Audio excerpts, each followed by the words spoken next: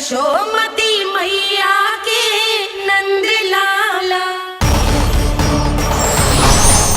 अब यम का पास ही दंड देगा इसे।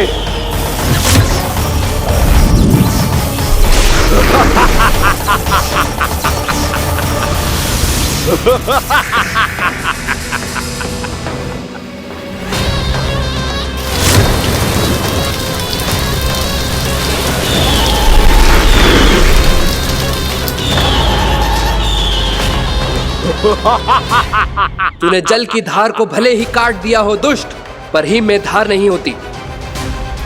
अब मेरी हिम शक्ति तुझे जमा कर नष्ट कर देगी।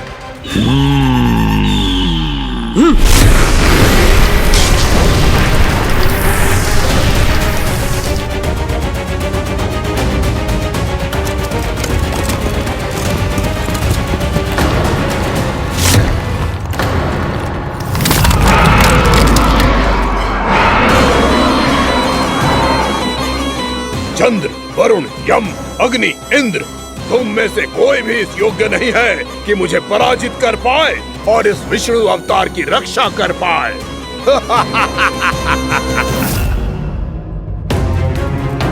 इस असुर को तो देवता कुछ ना बिगाड़ पा रहे हैं।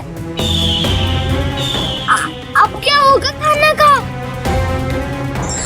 बकासुर, मैं अपनी किरणों की ताप से तुझे छल्दी छल्दी कर दूंगा।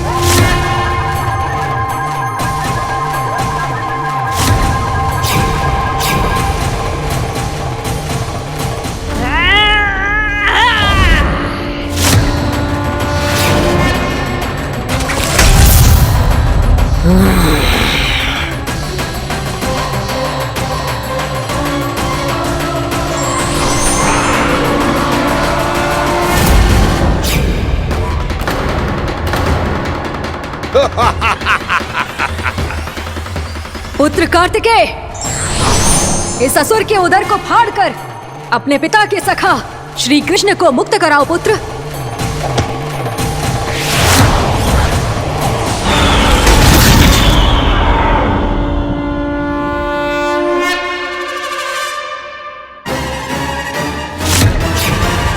मैंने कहा था, तुम में से कोई भी मेरा बाल भी बांका नहीं कर पाएगा। तुम देवताओं का तो सामर्थ्य ही क्या, स्वयं देवों के देव महादेव भी मेरा कुछ नहीं बिगाड़ पाएंगे। कृष्ण को अपने उदर में ही पचा जाऊंगा मैं।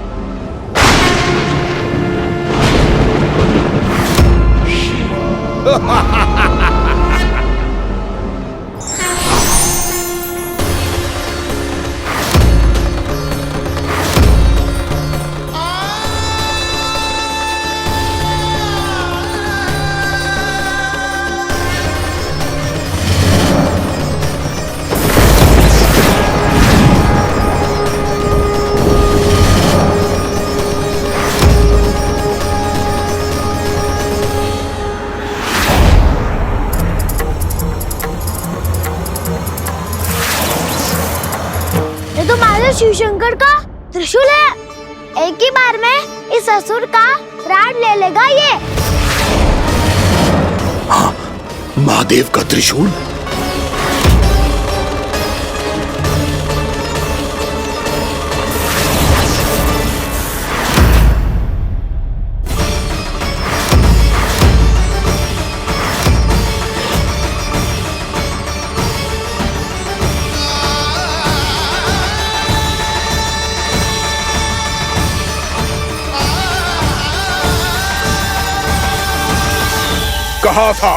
कहा था मैंने, स्वयं महादेव भी मेरा कुछ नहीं बिगाड़ सकते। अजय हूं मैं, अजय।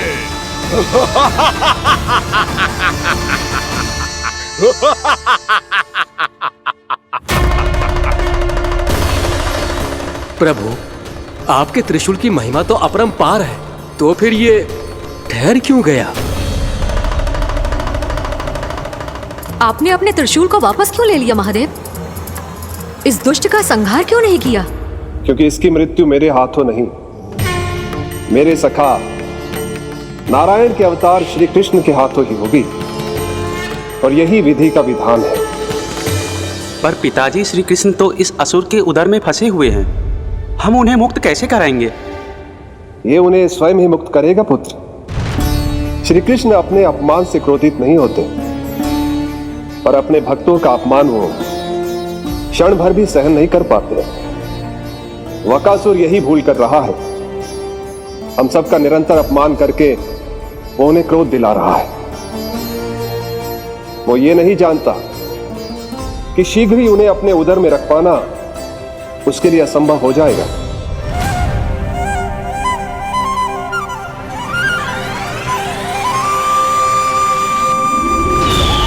क्या हुआ महादेव? पराजित होकर भी मुस्कुरा रहे हैं। पर अब तो महादेव कहलाने के भी योग्य नहीं रहे आप।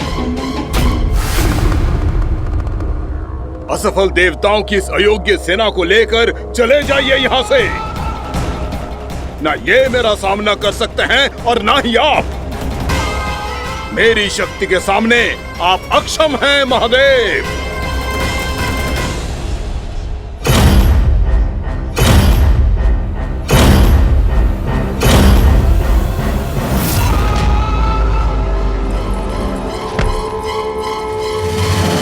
सुधा, जिस दुष्ट ने मेरे लल्ला को निगलो है ना, भीतर से जलेगो, छटपटाएगो, पीड़ा से कराएगो।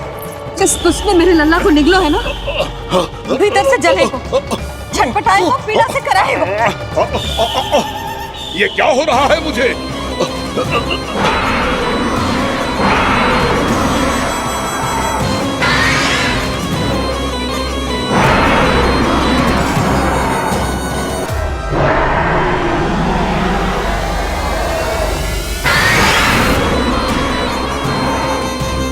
मुझे ऐसा क्यों लग रहा है जैसे भीतर से जल रहा हूं मैं? ये क्या हो रहा है मुझे?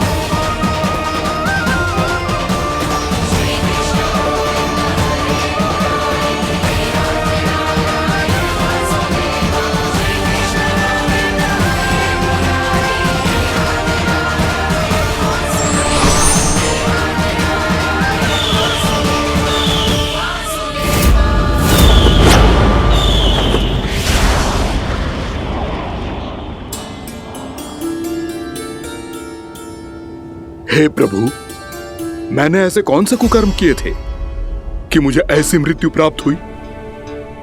और ऐसे कौन से सुकर्म किए थे कि आपके हाथों से मुझे मोक्ष प्राप्त हुआ है प्रभु? में स्मरण करो, हे गिरीश की पुत्र वक्कासुर। स्मरण करो, कैसे अपने पिता की तरह अभिमान से भरे हुए थे तुम। स्मरण करो, कैसे हमें पराजित करने के लिए पूरी सृष्टि को संकट में डाल दिया था तुमने, और हमें विवश होकर पराजय स्वीकार करनी पड़ी थी। स्मरण करो, कैसे तुमने देवराज इंद्र का छत्र चुरा लिया था। पर यह सब भी पर्याप्त नहीं था वक्कासुर। तुम्हारे पापों का घड़ा तब भरा था जब तुमने देवी गंगा के जल में साधना करते हुए जजाली मुनि की तपस्या में व्यवधान डाला था।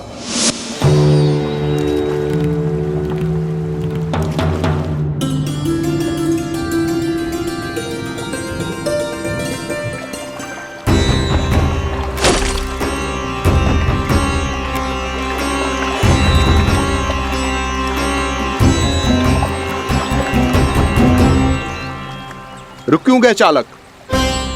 नौका को आगे की ओर ले चलो। आगे बढ़ना उचित नहीं होगा महाराज। यहाँ से कुछ ही दूरी पर जालजली मुनि तपस्या कर रहे हैं। तो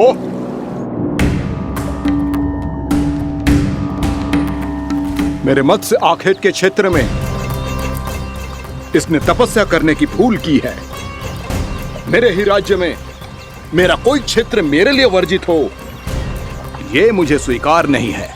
आपने पर्याप्त मत्स्य आखेट कर लिया है महाराज।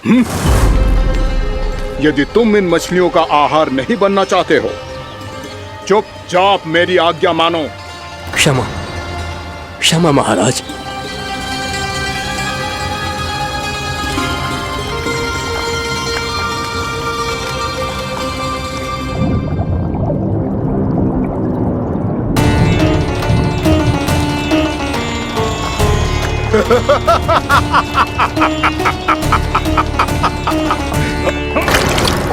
मुनिवर, रक्षा कीजिए, रक्षा कीजिए मुनिवर, हमारे प्राण बचाइए मुनिवर, मुनिवर हमारे प्राण बचाइए।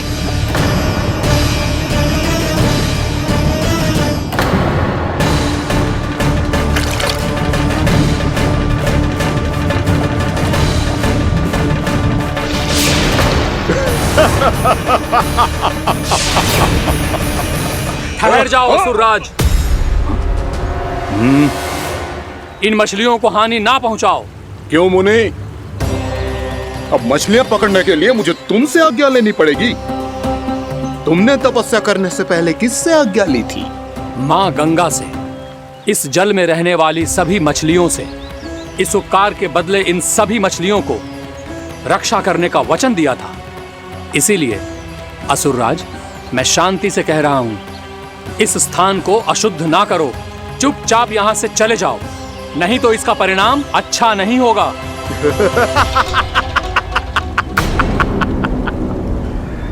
तुम जिन देवताओं की तपस्या कर रहे हो ना मुनि, उन्होंने भी मेरा कुछ नहीं बिगाड़ पाया था, और तुम मुझे धमकी देने का दुस्साहस कर रहे हो।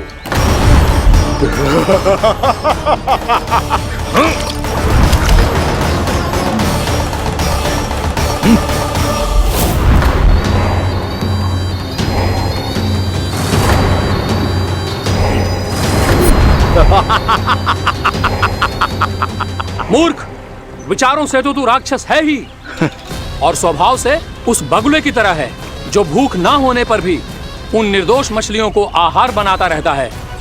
इसलिए अभी इसी क्षण से तू वकुला का जीवन जिएगा।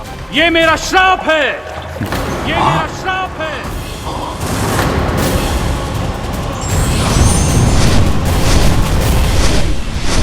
श्राप पाने के बाद तुम्हें आभास हुआ कि तुमने कितना बड़ा अपराध किया था, और तब तुम जजाली मुनि से क्षमा याचना करने लगे। तुम्हारे अपराध बोध को जानकर मुनि श्रेष्ठ शांत हुए और उन्होंने तुम्हें वरदान दिया। श्राप से मुक्ति का एक ही मार्ग होता है असुर, पश्चाताप। तुम्हें अपने भूल का पश्चाताप है, इसीलिए मैं तुम्हें वरदान देता हूं। तुम्हें मेरे श्राप से मुक्ति अवश्य मिलेगी। स्वयं प्रभु श्री नारायण के अवतार इस बगुले के देह के बंधन से तुम्हें मुक्त करेंगे।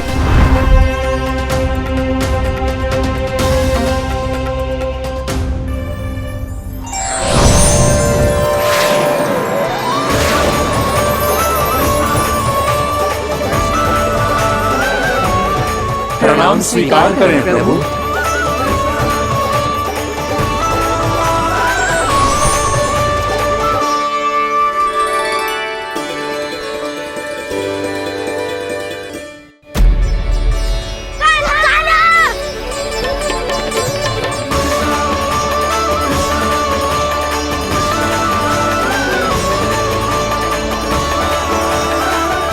मुझे ना बताओ कि तुम सबने क्या देखा है, चाहे जो देखो है, बस मैया से कछु मत ही बताना। कान्हा!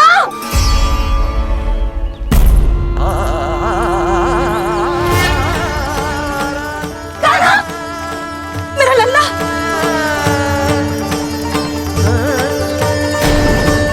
भानु बता रहा था तुझे कोई असुर पंछी निकल गया था। हाँ?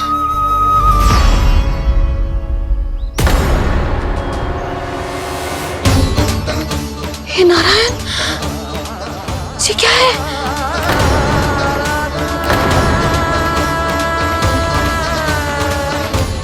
ये सब कैसे हुआ लल्ला? हाँ? कोई बताएगा मुझे ये क्या है?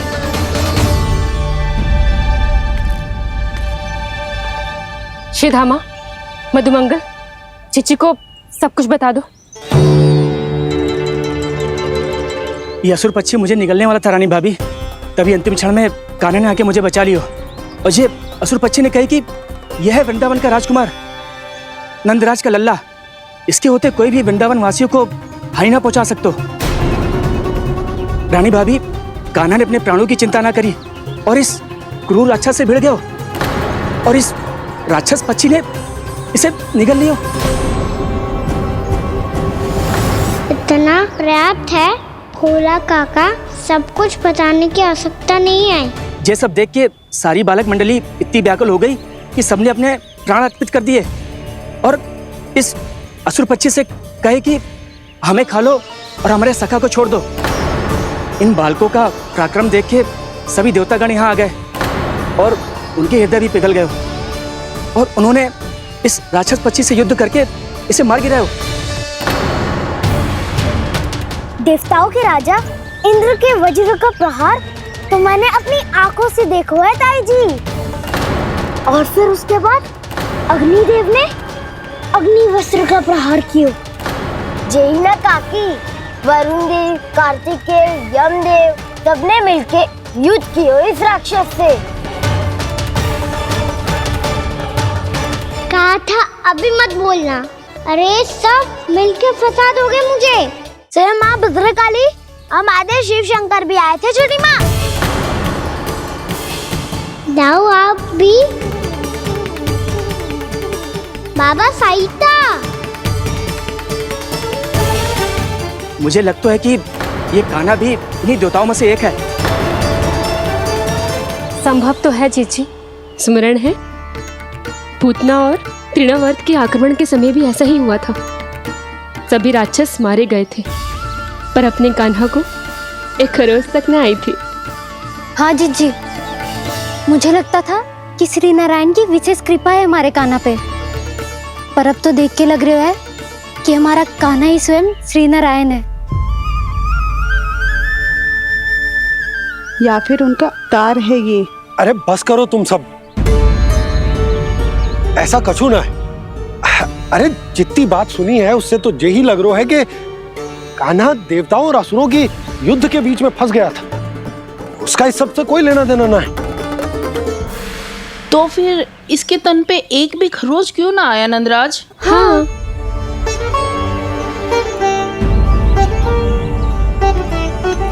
है काकी, खरच तो है।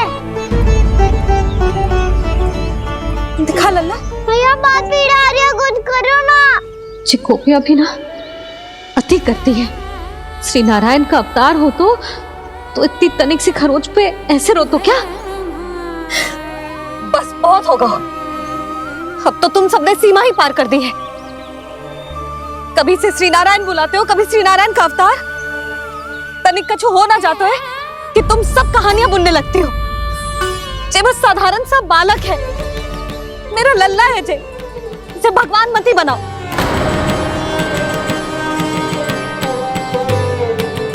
और तू, क्या आवश्यकता थी तुझे यहाँ आने की? हाँ, वो भी मुझे बिना बताए मेरे साथ छल करके आए हो तू। अब तू घर चल, ऐसा दंड दूंगी ना कि मैया बहुत पीड़ा हो रही है, मैया बहुत पीड़ा हो रही है मैया। हाँ नन्ना, तू घर चल, मैं तुझे औषधि लगा दूंगी, हल्दी का लेप लगाऊंगी ना, झट से ठीक हो जाएगा। चल चल।